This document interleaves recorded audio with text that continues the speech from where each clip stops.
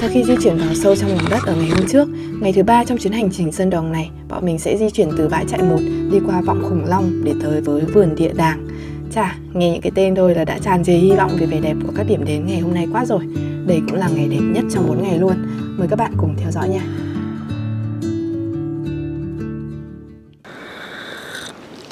Đến tận thời điểm hiện tại thì mình vẫn chưa thể tin được là mình đã ở trong Sơn Đòn. Cảm giác não mình nó vẫn từ chối tiếp nhận cái thông tin này. Mình cứ thấy sai sai. Mặc dù là mình đã ngủ một đêm, qua một đêm ở trong hố sụp 1 rồi. Và cái hố sụp thì nó đang ở ngay trước mắt mình luôn. Lù lù hiện hữu như thế này. Và xung quanh thì là tiếng chim. Xong rồi có tiếng nước tí tách nữa ấy. Kiểu nước ở trên nó vẫn thấm xuống các lớp đá vôi. Và nó vẫn tiếp tục gọi là thay đổi cái hang này. Rất là khổng lồ mọi người ạ. Thực ra là hôm nay là ngày thứ 3 của cuộc hành trình này. Sau 2 ngày trèo đèo lội suối vượt đá, vượt sông các thứ thì người mình nó cũng bắt đầu mệt rồi. Mình thấy kiểu cơ là mỏi này, đặc biệt là cơ tay, tại vì tay mình yếu ấy. Mình hy vọng là mình sẽ giữ gìn được sức lực và sức bền để có thể hoàn thành hết cái hành trình này một cách xinh tươi. Bây giờ thì mình sẽ đi ăn sáng và sau đấy bách đồ để tiếp tục hành trình ngày hôm nay. Chặng đường vượt hố sụt 1 trong buổi sáng này không xa, chỉ hơn 1 cây. Tuy nhiên phải mất tới 3 tiếng cả đoàn mới đến được điểm nghỉ chân. Khác với khi trekking, leo núi, địa hình trong hang không phải là những con dốc cao dài miên man, thử thách sức khỏe tim mạch của mỗi người, mà là những tảng đá trơn trượt, những mấu đá sắc nhọn, những góc, lỗ nhỏ chỉ đủ một người chui qua một lần. Trượt luôn qua một cái mấu đá đau. Đây là chỗ bé nhất trong cả cái lối đi của Sơn Đòn. Anh đang chui qua. Với dạng địa hình này, ngoài sức bền, mình nghĩ khả năng linh hoạt của cơ thể cũng là yếu tố quan trọng để di chuyển an toàn. Vậy nên nếu có ý định tham gia, mọi người hãy cố gắng tập thêm các bộ môn như yoga để cơ thể dẻo dai hơn nữa nhé. Cái chỗ mấu kia, kiểu như nó sập xuống rồi nó bị chặn ở đấy. Kia chính là cái tảng đá siêu to mà nó có cái mấu chạm vào vách. Bạn nãy mình nhìn thấy, nhìn ở góc này mới rõ là tảng đá chứ lúc ở dưới tưởng nó là một khối núi. Bọn mình đang ở ngay dưới hố sụp 1 rồi.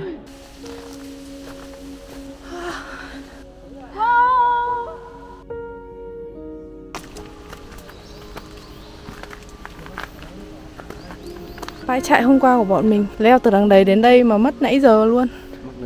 Trời, mất nửa ngày.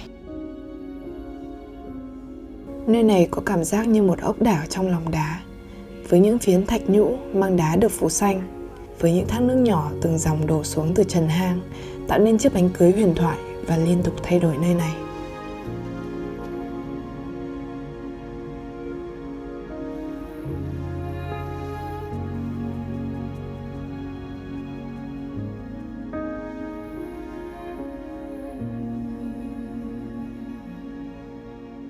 Tối qua thì bọn mình có gì nhỉ? Bể bơi tỷ đô, còn đây là quán cà phê tỷ đô.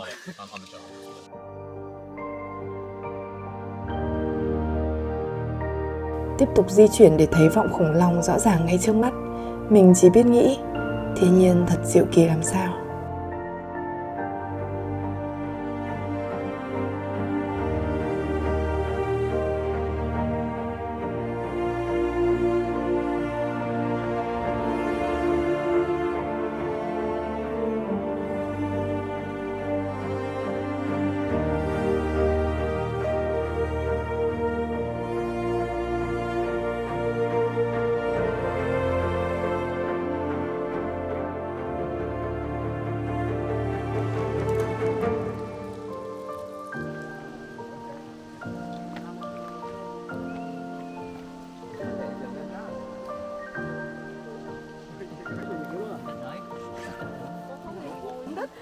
Đúng là đi trọng đất. Rồi người tiếp theo nào, Ngọc Anh nào đi tiếp nào.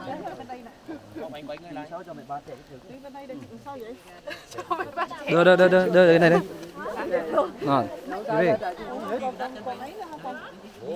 Chị ngồi cái kiểu của chị được, chị để chị ngồi kiểu chị được, chị ngồi xuống cái kiểu được.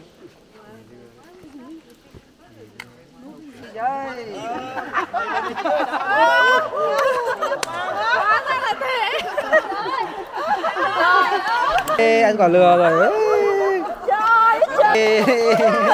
Mừng chị đã đi theo em.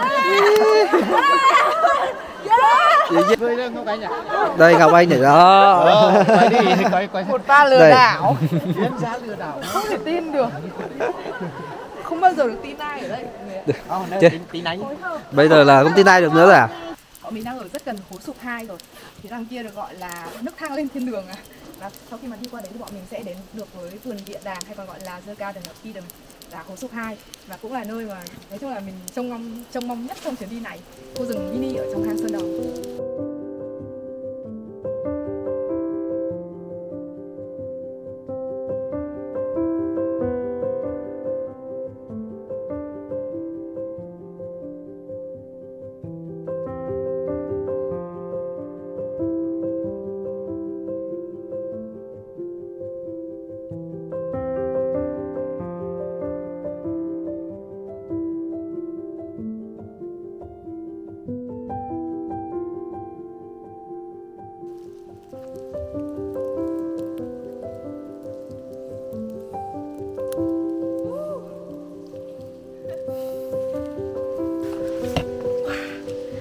Mình đã ở rất gần vườn địa đàng rồi. Theo như mình đọc thì cái trường hợp phát triển được rừng ở trong hang, trong hố sụp của một hang thế này nó cũng rất là hiếm. Một là khi mà hố sụp xuống thì đã có ánh sáng này, hai là có nước mưa, và ba là ở đây nó còn có cả phân rơi nữa, nên cây cối mới có điều kiện để sinh trưởng và phát triển trở thành những cái cây cao hẳn lên. Ngoài ra còn một yếu tố nữa, đấy là ở cái đoạn đầu trước hố sụp 1 ấy, mọi người sẽ thấy nó có một cái dòng sông, nhưng mà sau hố sụp 1 thì không còn cái dòng sông đấy nữa, và ở khu vực này nó sẽ không bị lụt, không bị ngập. Vì thế nên cây cối mới có cơ hội để phát triển thành cây lớn. Vì mọi người cứ tưởng tượng là cứ 10 năm nó ngập trong một lần thì không có cây nào có đủ thời gian để gọi là lớn lên, lại còn biến đổi, thay đổi cái cấu trúc sinh học, rồi là nói chung là thay đổi bản thân mình để thích nghi được với điều kiện sống ở dưới này nữa. Tại vì họ cũng đã tìm thấy những cái cây mà khi mà ở trên mặt đất ấy, thì nó là cây xanh quanh năm, tức là nó sẽ không bao giờ rụng lá cả. Nhưng mà khi mà ở dưới này thì người ta tìm thấy là chính những cái cây đấy cùng một cái mã di truyền, cùng một cái giống loài đấy, nó lại có dấu hiệu là thay lá. Và một trong những cái điều để giải thích cho việc đấy là nó thay lá như thế, và để nó thích ứng với cái điều kiện mà dinh dưỡng khá là thiếu thốn ở dưới này. Và về sau ấy, khi mà các cái cây đấy nó cứ phát triển dần những cái sự khác biệt như thế, thì sau một thời gian rất dài nó sẽ trở thành một giống loài riêng biệt, trở thành một loài mới ở trong hang Sơn Đòn. Giống như cái con mọt hay là con gì nhỉ, mình quên rồi mất tên rồi, nhưng cái con màu trắng ấy mà người ta tìm thấy trong này thì cũng là sau cái đoạn hố sụp 2 này là người ta tìm thấy loài động vật mới ở trong hang Sơn Đòn. Và có khả năng là về sau thì những cái con đấy nó sẽ phát triển sang hướng là tiêu biến mắt, tại vì trong hang quá là tối và không cần đến mắt nữa.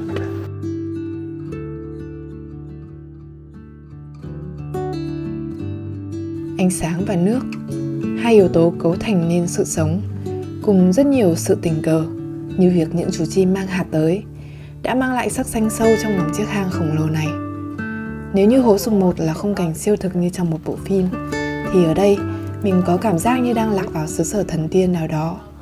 Một khu rừng nguyên sinh mini dần hiện lên giữa màn sương mờ, vô cùng xứng đáng với cái tên vườn địa đàng hay The Garden of Eden. Chuyển sang một bên là màu xanh, mà nhìn thế này là màu tím. Sao lại thế nhỉ? Nó có hai màu nữa. Cái biến thái. Cái biến thái. Chúng tôi có anh Dũng và anh Thanh nhỉ? Những con người thích đặt tên ấy. Anh Thanh thì nói chuyện với anh Thanh một hồi xong là quên mất tên mình là gì ấy. Anh Dũng thì tiềm năng là gọi là gì, hài độc thoại của anh. Con vắt nó không nhảy à? Không, con cái đấy nó không nhảy, nhưng mà con ở đặc tiếng nó mới nhảy.